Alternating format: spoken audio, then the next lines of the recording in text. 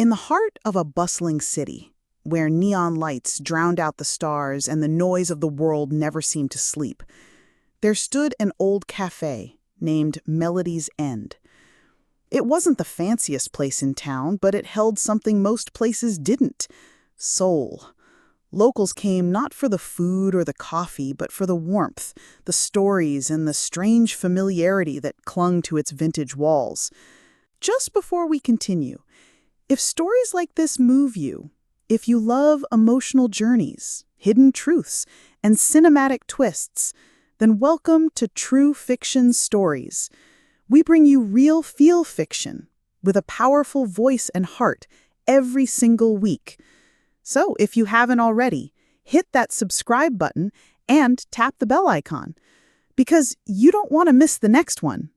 Now, let's get back to the story. Every day, tucked away in the far right corner by the window, sat a man no one knew. He was frail and hunched, dressed in clothes that had once been elegant, perhaps even expensive, but were now faded and worn thin.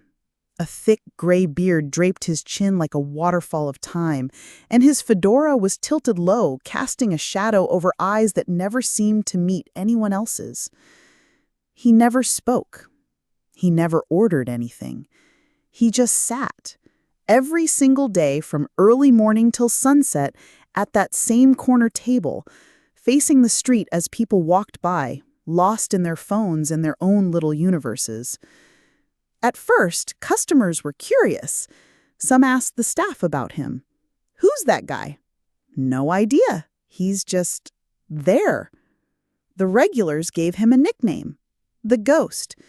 To them, he was furniture, something you glanced at once, then dismissed forever. The old man never gave anyone reason to think otherwise. He didn't smile. He didn't react. He didn't even flinch when someone knocked into his chair. He was invisible in a world that only saw what moved loudly and brightly. But Emily noticed. She was the youngest waitress at Melody's End, just 22, newly graduated in music, and working shifts while figuring out her life. Unlike the others, she didn't ignore the man. She didn't know why exactly, but there was something in the way he sat there, day after day, like a statue carved from regret. One rainy afternoon, when the cafe was nearly empty and the windows fogged with the breath of warm conversation, Emily decided to act on her growing curiosity. She approached him quietly, holding a cup of hot tea. "Hi," she said, placing the cup in front of him. "It's on the house. You look cold." He didn't move, but his eyes flicked up, just for a second. They were pale blue, like frozen water under glass, and they seemed to carry the weight of 100 stories never told. Emily smiled gently. "I'm Emily." The man nodded once, barely perceptible, and then turned his gaze back to the window. She waited, but that was all he gave. Still, the next day she brought him another cup. This time he looked up a little longer. By the end of the week, she'd made it a ritual. Tea at 4 p.m., a smile, a soft hello. And though he never responded, she felt something shifting. He was listening. That was enough for now. Then something strange happened. One night, after the cafe closed and the staff were cleaning up, someone noticed the piano. It was an old upright near the back wall, untouched and dusty from years of disuse. Emily had always longed to play it, but management had warned her not to. "It's just for decoration," they said. But that night, as she turned off the last light, a single note rang out, a soft, low key, deliberate, not accidental. Emily froze. The cafe was empty. The piano lid was closed. The old man had left hours ago, hadn't he?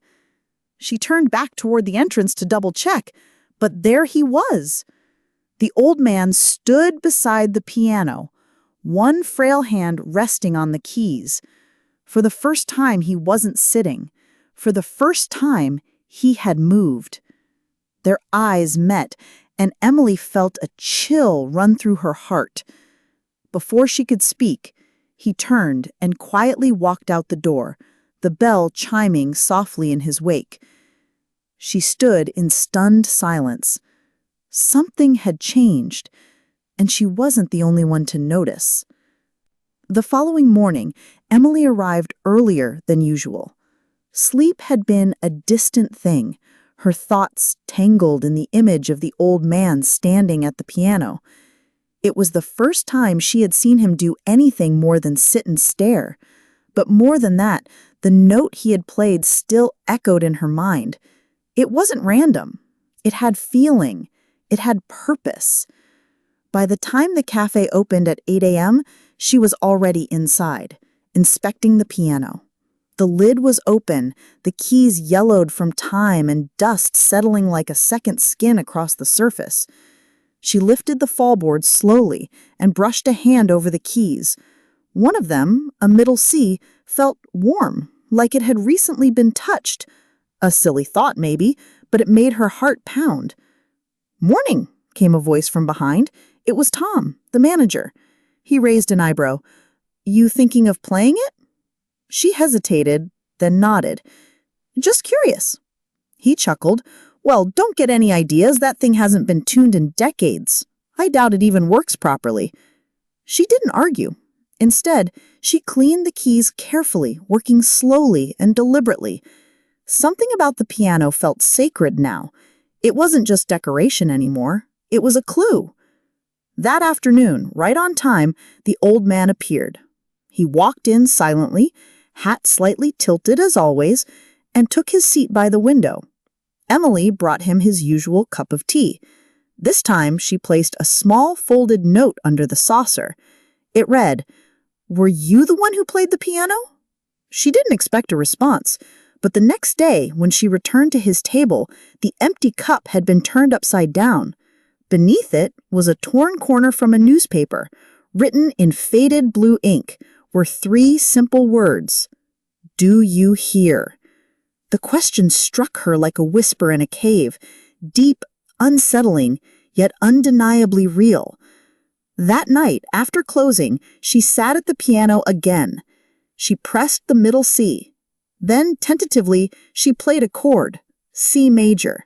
The sound was soft, rusty, but alive. She played a few more notes and then stopped. There, hidden inside the piano's fragile song, was a shadow of something else, like a voice trapped between the keys. She could feel it. Something unfinished, something waiting. The next few days passed with silent notes exchanged between Emily and the man. They never spoke aloud, but each day he left behind fragments. A drawing of a musical scale, a sketch of a grand concert hall, and finally, a photo. Black and white, torn at the edges. In it, a young man in a tuxedo sat at a grand piano on a stage, bowing to a standing ovation. He looked strikingly like the old man. Emily stared at the photo for a long time. Then she turned it over. On the back was a name. Sebastian Clark, 1965. Her heart jumped. Sebastian Clark. She'd read that name before in a forgotten article about classical pianists of the past century. He had been a prodigy, a genius, but he had vanished from the world stage in the late 1970s, never to be heard from again. No interviews, no farewell concert, just silence. Was it possible? The man in the cafe, the ghost in the corner, was Sebastian Clark? The idea seemed impossible. And yet, the photo, the notes, the music, it all fit. Emily dug deeper that night. Online archives, library records, anything she could find. Articles praised his brilliance. Concert reviews described his performances as haunting and transcendent. But one article stood out. Pianist Sebastian Clark disappears after tragedy at final performance. She clicked it open. It described a concert in Vienna.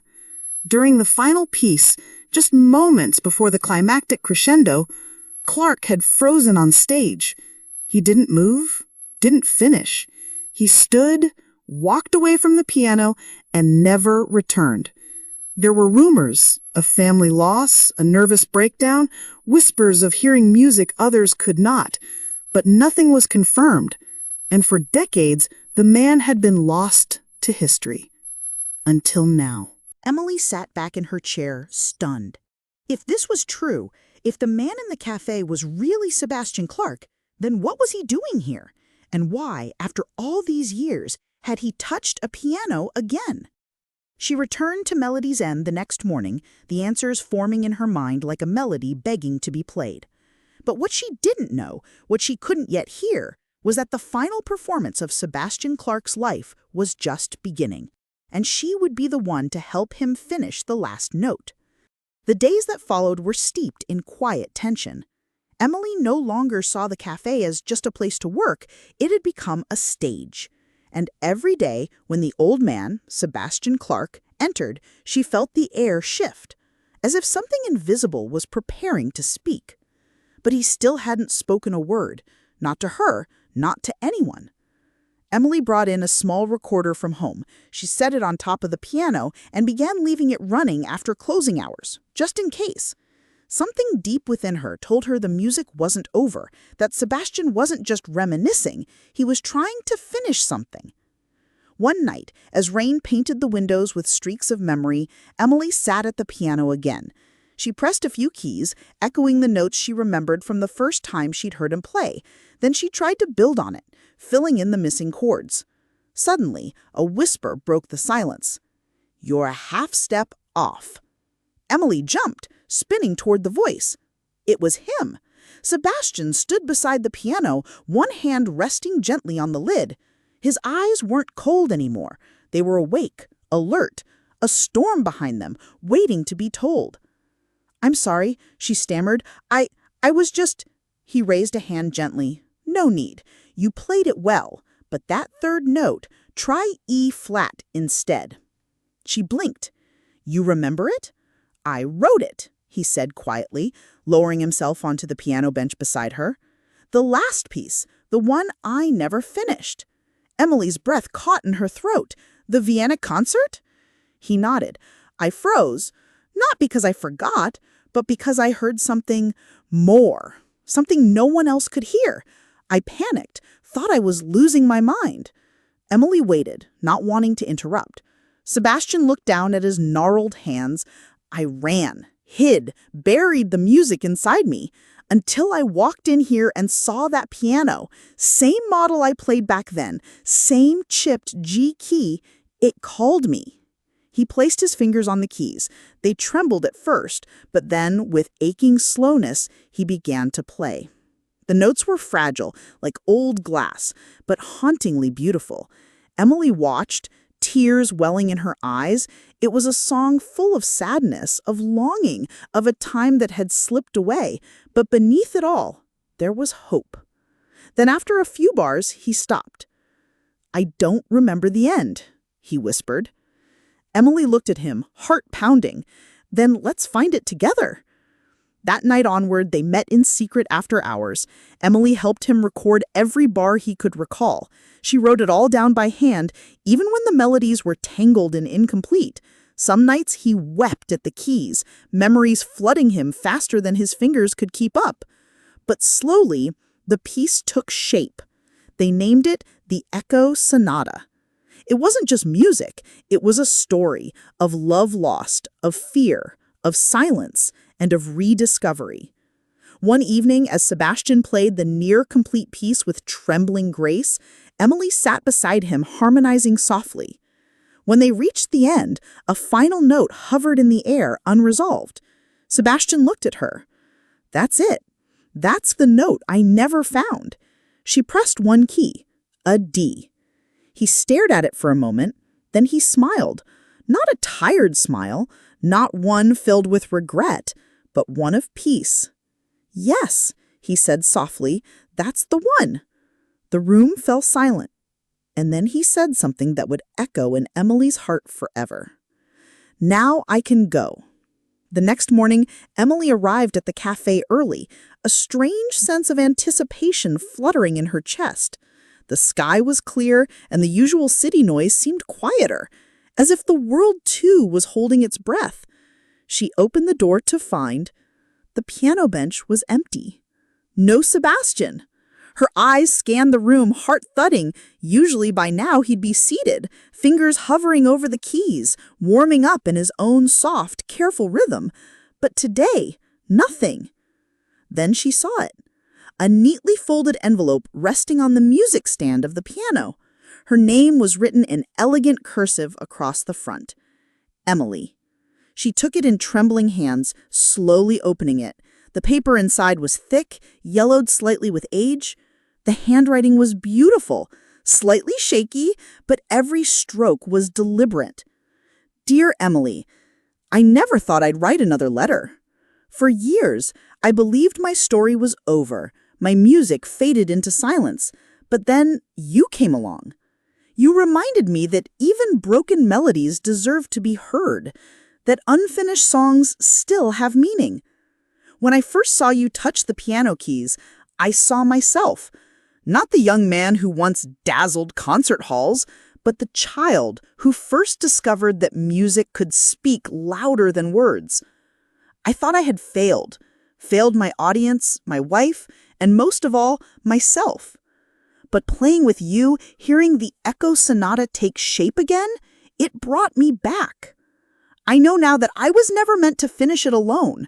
It needed your voice, your emotion, to make it whole. Thank you, Emily, for seeing me, for listening, for finishing the song. With deepest gratitude. Sebastian Clark. Tears streamed down her cheeks. She clutched the letter to her chest and walked out of the cafe, scanning the street, hoping to catch a glimpse of him. But he was gone. No one in the neighborhood had seen him. No one knew where he went. It was as if he had come back just to finish his story, and now his soul was at peace. That afternoon, Emily placed the letter inside a frame and set it on top of the piano. She began to play the Echo Sonata, alone this time, but with every note she could still feel Sebastian beside her. A week later, she uploaded a recording of their final version to a classical music forum under the title The Echo Sonata, co-composed by Sebastian Clark and Emily Hart. The internet responded with overwhelming emotion. Musicians around the world shared it. News outlets picked up the story of a mysterious composer from the past, rediscovered through a young woman's persistence. Some even recognized the style and linked it to the vanished pianist from Vienna all those years ago. But no one could find Sebastian. No address, no records, no trace. To Emily, that was okay. She knew where he was, in the music. A month passed. Emily continued to play at the cafe, now drawing a larger crowd than ever before. The story of the mysterious old man and the lost sonata had taken on a life of its own. People came not just for the music, but for the legend, hoping, perhaps, to catch a ghostly glimpse of the pianist who had vanished once again. One rainy afternoon, a man in his late 60s stepped into the cafe wearing a dark trench coat and carrying a leather-bound notebook. His sharp eyes scanned the room before he quietly approached Emily at the piano. "Miss Hart?" he asked, with the polished tone of someone used to academic conversation. Emily stopped mid-scale and looked up.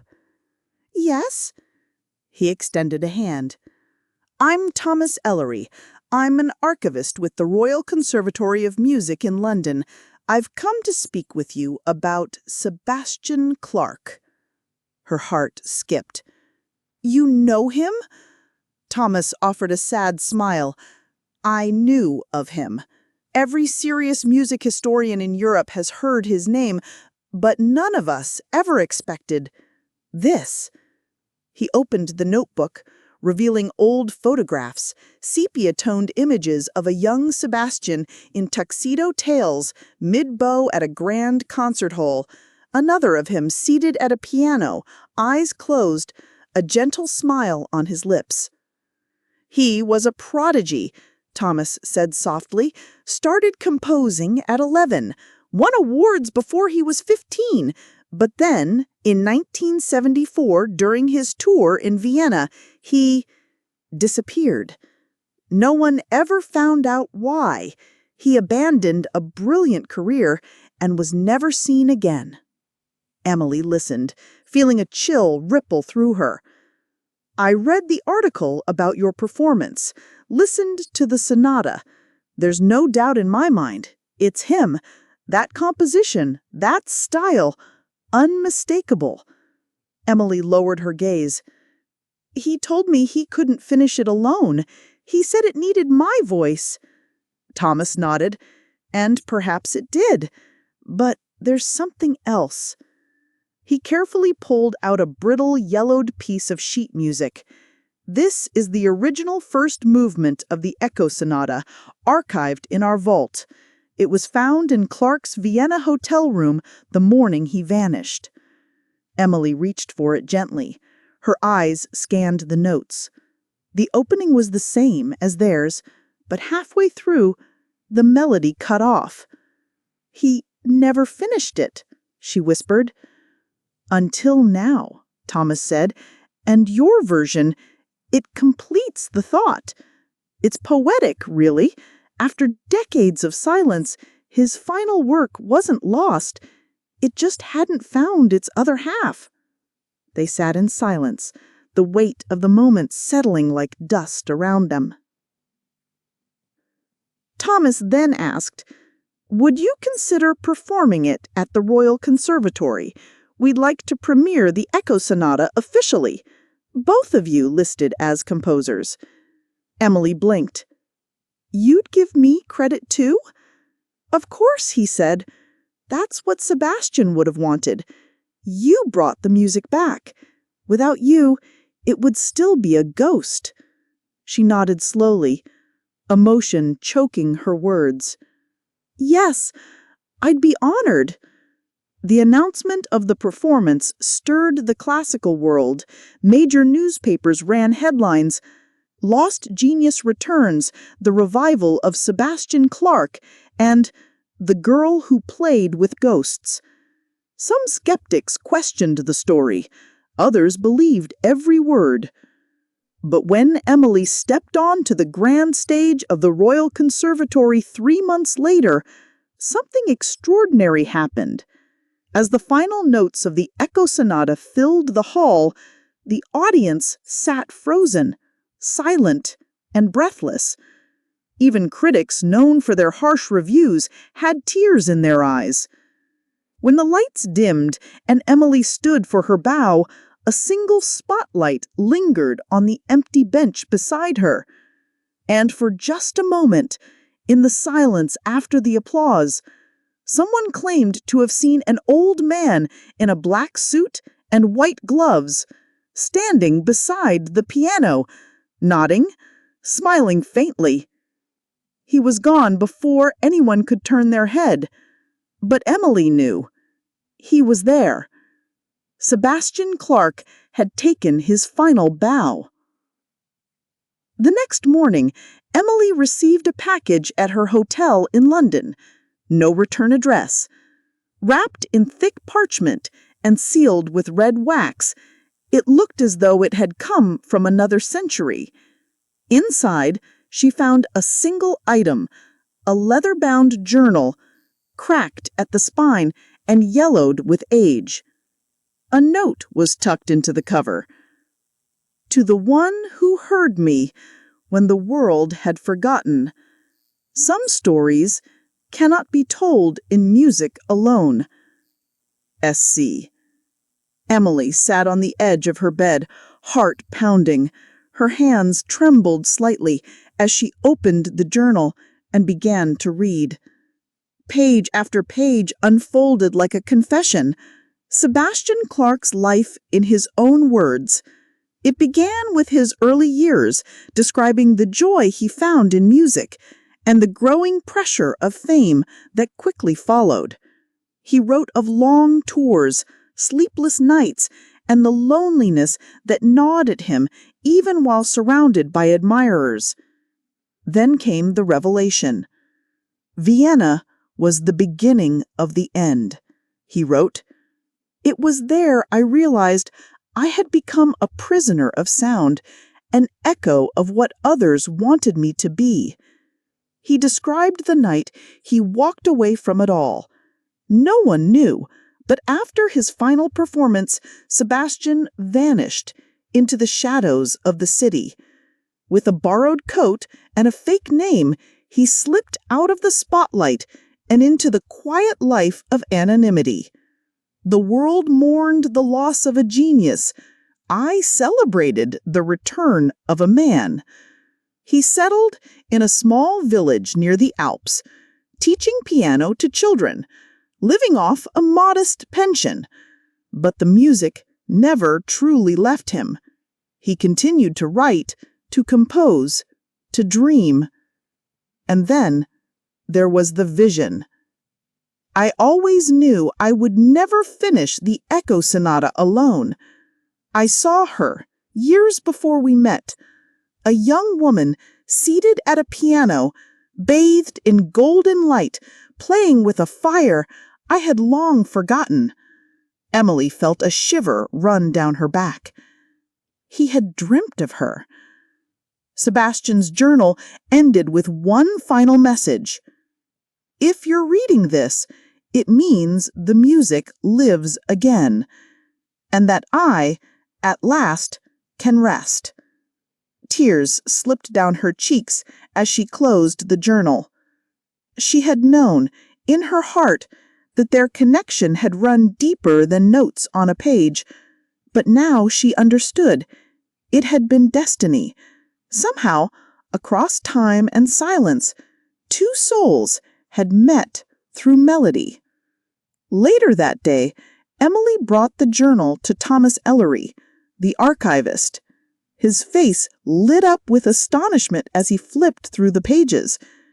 This is the missing piece," he whispered.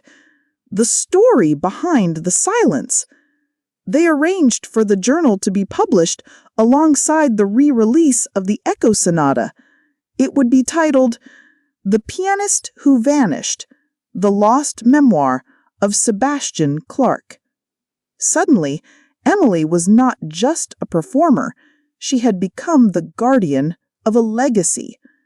Journalists called her the muse of the forgotten genius. Invitations poured in from symphonies around the world. People wanted to hear the piece live, to experience the mystery. But fame didn't change her.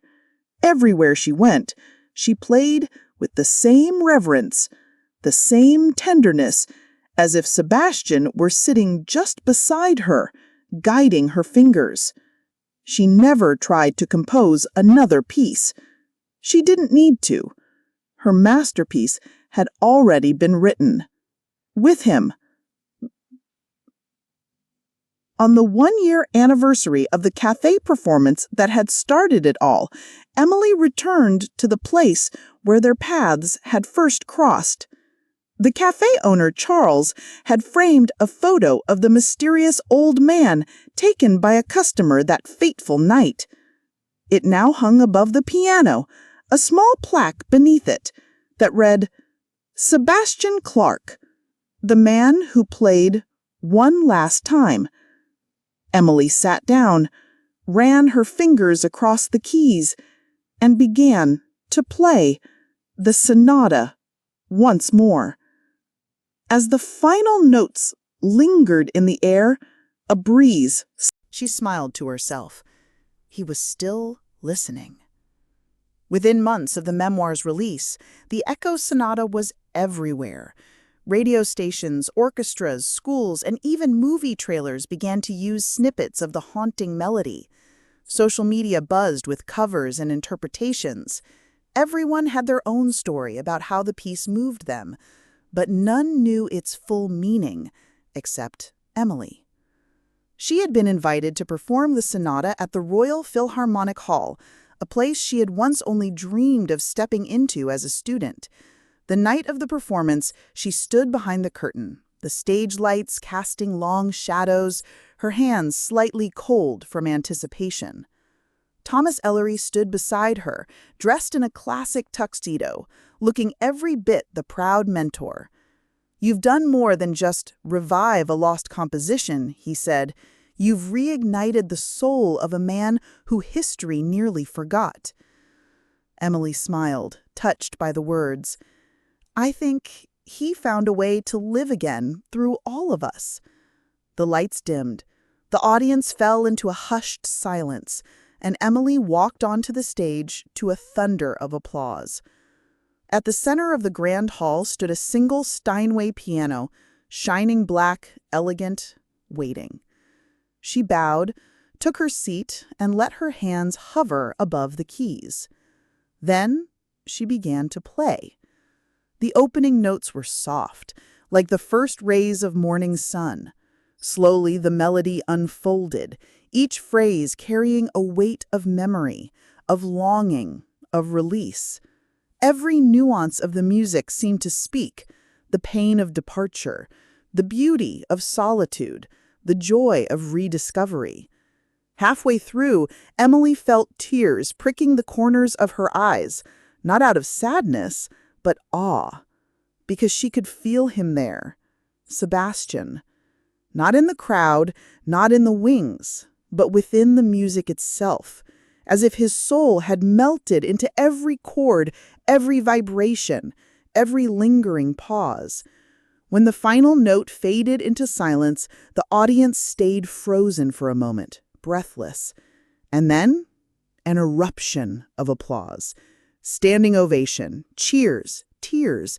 People clutched each other, mouths agape, hearts full. But Emily didn't stand. She bowed her head, took one breath, and whispered to the keys, "Thank you, Sebastian."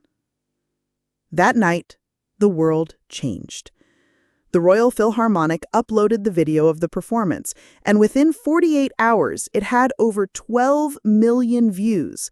People from every corner of the globe shared their reactions, musicians analyzed the structure, artists painted to it, dancers choreographed to its rhythm. Therapists played it in sessions, teachers played it for children who had never cared for classical music until now. But more than all that, people wrote letters, thousands of them, to Emily, to the foundation that had published the journal, to the cafes that hosted musical events in his name. Letters that began with, "I lost someone last year, and this music helped me cry for the first time. I used to play piano as a child. Now I want to again." This piece, it's like hearing my own story told back to me. Sebastian Clark, the forgotten prodigy, had become a legend. Not because he chased fame, but because he walked away from it and found something purer. And because one woman had chosen to listen when everyone else had turned away. Emily eventually returned to the village in Austria. She visited the house where Sebastian had lived in his later years. The new owners, a kind elderly couple, welcomed her in and showed her the music room, still mostly untouched. A dusty upright piano sat in the corner, and atop it was a small photo of Sebastian with a young boy. A music student, perhaps. She ran her fingers over the keys, and a small smile played on her lips. He had given music to others until the very end. The couple handed her one last item they had found in a locked drawer, a small wooden music box. When she opened it, it played the first few notes of the Echo Sonata, but with a twist, an added phrase at the end, one that wasn't in the published score. Emily recognized it immediately. It was a motif from her own childhood composition. He had heard her. Even then, tears slipped down her face as she cradled the box in her hands. Music, she realized, was not just sound. It was memory, legacy, love. And sometimes, when the world is quiet enough, it speaks louder than any voice. 1 year later, the Vienna Philharmonic named their newest concert hall Clark Auditorium, in honor of the man whose music had awakened a global heartbeat. Portraits of Sebastian, including one of him playing piano as a young man, now hung in galleries and music academies across Europe. Emily stood backstage once again, this time not as a performer, but as the keynote speaker for the dedication ceremony. Dressed in an elegant black gown with a single silver pin shaped like a treble clef, she gazed at the audience from behind the curtain. Scholars, musicians, critics, and even children who had become inspired to play were seated in the hall. Cameras buzzed gently. The world was still watching. She stepped onto the stage, her footsteps calm and assured. Behind her, a large screen showed the black and white photo of Sebastian in his final years, playing piano in his mountain home, a gentle smile on his face. She stood before the microphone, voice steady. "I never met Sebastian Clark in person, but I've come to know him more intimately than most people I've ever met." The audience leaned in, silent. His music was never meant for popularity. It was never meant to sell out arenas or win awards. It was simply honest, a mirror held up to the soul. It carried the sounds of isolation, grief, and rebirth, of a man who gave up everything only to give us something eternal. She paused. He was not lost. He was listening, and now we are, too. Applause rippled through the crowd, polite at first, then swelling into something deeper, more emotional. Some wiped their eyes. In the months that followed, Emily created a foundation in Sebastian's name, the Clark Resonance Project. Its mission? To find and support hidden musicians in underserved areas, especially those too shy, too poor, or too wounded to believe they were worth hearing. One of the foundation's first projects took place in a rural Syrian refugee camp. A teenage boy named Hamid, whose village had been destroyed, was given a second-hand keyboard and a connection to a virtual piano mentor through the program. Within 6 months, he had composed his first symphony. He titled it Ashes to Light. It went viral, shared by millions. At the end of the video, a quote from Sebastian's memoir faded in. "The world doesn't need louder voices. It needs deeper echoes." Back in her London flat, Emily kept the original journal safely locked in a glass case. But one page remained open on her desk, the one Sebastian had written just days before his death. It read, "If you're reading this, it means the sonata found its audience. And maybe you found your own music too. To whoever you are, thank you for listening." On the 5th anniversary of his rediscovery, a film was released, The Echo Sonata. Critics hailed it as a masterpiece. It won international awards. The soundtrack became the highest-selling classical score in decades. But to Emily, none of that mattered more than a letter she received the week after the premiere. It was handwritten. "Dear Emily," it began, "I am Sebastian Clark's son." Emily froze. The letter continued, "My name is Elias. I never knew my father. My mother told me only pieces, fragments of a man she loved, a man who vanished. I grew up believing he had abandoned us. I carried resentment until I saw your interview, heard his music, and read his story. And I realized he didn't run. He was saving himself, and maybe saving us, too. I just wanted to say thank you for giving me back my father, for making peace where I had built walls." The letter ended simply, Yours in music, Elias Clark. Emily held the paper to her heart. Sebastian hadn't been alone after all, not truly. He had left behind something far more powerful than fame or legacy. He left behind truth. That night, Emily returned to the piano. She opened the worn score of the Echo Sonata, placed it on the stand, and began to play. Not for an audience, not for history, but for herself and for Sebastian. And as her fingers danced over the keys, she could swear she felt it again, that faint warmth, that familiar breath behind her shoulder, the presence of a man whose silence had once been mistaken for absence, but whose music would echo forever.